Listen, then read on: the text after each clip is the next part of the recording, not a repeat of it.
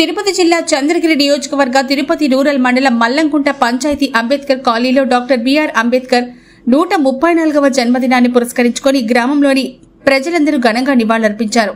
ఈ సందర్భంగా మచ్చల Nagarjuna Sagar assistant director of agricultural Venkatagiri మాట్లాడుతూ డాక్టర్ బిఆర్ అంబేద్కర్ ఆలోచన విధానాలు నేటి యువతకు మార్గదర్శకం కావాలని, చెడు వ్యసనాలకు దూరంగా ఉండాలని యువతకు సూచించారు. ఓటుని అమ్ముకోకుండా రాజ్యాధికారం సాధించాలని బాబాసాహెబ్ అంబేద్కర్ డాక్టర్ బిఆర్ అంబేద్కర్ కి జై అంటూ నినాదాలు చేశారు. ఈ కార్యక్రమంలో తిరుపతి సుధాకర్, మురగయ్య, నాగరాజు, చిదానందం, అశోక్, నరేంద్ర, చంద్రబాబు, మాచల్ల హరిప్రసాద్, గ్రామస్తులు తదితరులు పాల్గొన్నారు. అప్పటి నుంచి ఆయన చనిపోయే వరకు ఆయన బతికిన విధానము, ఆ విలువలు, ఆయన యొక్క చదువులు, చిన్నప్పుడు ఆయన పడిన కష్టాలు, ఆయన అనుభవించిన ఈ వర్ణ వివక్ష కానీ, కుల వివక్ష కానీ, ఆ పరిస్థితుల నుంచి ఆయన ఎలా చదువుకొని చదువు ఆయన్ని ఎంత ఉన్నత స్థితికి తీసుకెళ్ళింది, అవన్నీ కూడా మనం ఒకసారి కానీ చదువుకొని తెలుసుకోగలిగితే మీకు అపూర్వమైన ఒక ధైర్యము, ఒక కాన్ఫిడెన్స్ వస్తుంది.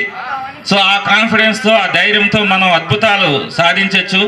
ఆయన ఎన్నో అద్భుతాలు సాధించాడు. మనలాగా ఒక దాదాపుగా మన ఎస్సీ కులంలో పుట్టి ఆ రోజుల్లో ఉన్న పరిస్థితుల్లో ఆయన చదువుకొని ప్రపంచ మేధావిగా ఆయన పుట్టిన దినాన్ని ప్రపంచ విజ్ఞాన దినంగా, ప్రపంచ దేశాలన్నీ కూడా ఒప్పుకొని విజ్ఞాన దినంగా కూడా ప్రకటించడం జరిగింది. సో అంత మహోన్నతమైన వ్యక్తి మన కోసం ఆయన రాజ్యాంగాలు రాసి మన యొక్క రిజర్వేషన్ కల్పించి ఇవన్నీ అనేక రకాల వసతులు ఈరోజు ఇవ్వబట్టి మనం అందరం కూడా ఇలా చదువుకోగలుగుతున్నాం. అంటే నా రిక్వెస్ట్ ఏంటంటే పటం పెట్టి మనం పూలేయడమే కాకుండా ఆయన ఏం చెప్పాడు, ఆయన ఆశయాలు కొన్ని ఇచ్చాడు, ఆయన కొన్ని మార్గాలు నిర్దేశించాడు, వాటిని మనం అమలు చేయాలి, ఆ రూపంలో మనం వెళ్ళాలి, నడుచుకోవాలి. ఆయన కోరుకునింది ఒక పాలకుల్లాగా అవ్వాలి, అంటే రూలింగ్లోకి రావాలి. ఎస్సీ ఎస్టీలో ఒక పవర్ చేతిలోకి తీసుకోవాలంటే ఎప్పుడు వస్తుంది పవరు?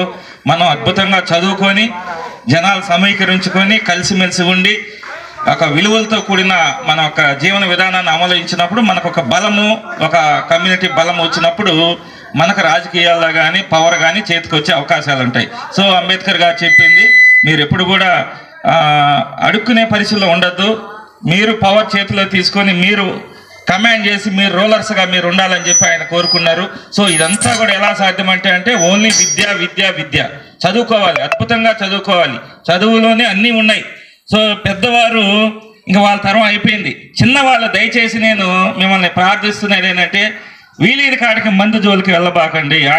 ఆయన సుమారుగా 60 ఏళ్ళు ఆయన జీవిస్తే 60 ఏళ్ల పైన అనేక విలువలు ఆయన మనకు చూపించాడు. ఆయన బతుకులో ప్రతి అడుగు, ప్రతి సంవత్సరం, ప్రతి దినము ఆయన జీవించిన విధానం అనేది మనకొక భగవద్గీత లాగా మనం పాటించుకోవాలి, చదువుకోవాలి, విలువలతో కూడిన జీవితాన్ని మనం జీవించాలి. ఈ వ్యసనాలకి బానిస కాకూడదు, అది ముఖ్యంగా ఆయన చెప్పింది. సో పెద్ద తరం అయిపోయింది, దయచేసి కొత్తగా వచ్చే వాళ్ళందరూ కూడా బాగా చదువుకోవాలి, ఈ దుర్వ్యసనాలకి లోను కాకూడదు. ముఖ్యంగా మందు అంటే పెద్దవాళ్ళు ఫీల్ అవుతారేమో, దయచేసి తప్పుగా అనుకోబాకండి. ఎందుకంటే తర్వాతి జనరేషన్స్ అన్నా మనం కాపాడుకోవాల్సిన అవసరం ఉంది. నేను మిమ్మల్ని తప్పు పట్టను, అది ఆల్రెడీ జనరేషన్ అయిపోయింది. ఇప్పుడు మా అన్న విషయం తీసుకున్నా కూడా ఆయనకు అద్భుతమైన టాలెంట్లు ఉన్నాయి. మంచి చదువు, చిన్న వయసులోనే సొంతంగా జాబ్ తెచ్చుకోవడము, ఒక మాట తీరు కానీ, ఎక్కడ విశేషమైన ఒక మంచి టాలెంట్ ఉంది, సొంతంగా జాబ్ తెచ్చుకున్నాడు. చిన్న వయసులోనే పెద్దవాళ్ళతోనే అన్ని రకాల పోటీల్లో ఆయన పాల్గొనగలిగాడు.